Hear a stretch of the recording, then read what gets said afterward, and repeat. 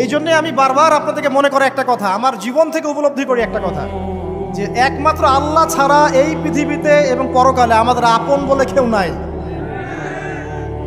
বাকি সবাই সবার স্বার্থের জন্য আছে।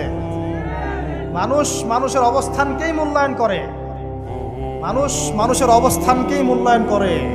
আল্লাহ রাব্বুল আলামিন আপনার ভিতরটাকে ভালোবাসেন। দেখেন, আপনি যখন নামাজ পড়েন নাই, আল্লাহ পাক কিন্তু আপনাকে ধ্বংস করে দেন নাই। আল্লাহ পরম করুণাময় আপনাকে হেদায়েত দিয়ে নামাজি বানিয়ে দিয়েছেন।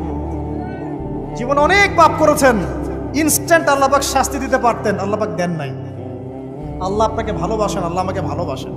আল্লাহ পাকের এই ভালোবাসার ঋণটা শোধ করার জন্য হলেও নামাজি হয়ে যান, আল্লাহর পথে ফিরে আসেন, দিনের জন্য কিছু করেন, দিনের ফিকির করেন, পড়াশোনা করেন। প্রিয় ভাইরা, আল্লাহ পাক তৌফিক দান করুন। দেখুন, এই রিবা থেকে দূরে থাকার জন্য একটা হাদিস যথেষ্ট, যে 4 শ্রেণীর মানুষকে আল্লাহ রাসূল সাল্লাল্লাহু আলাইহি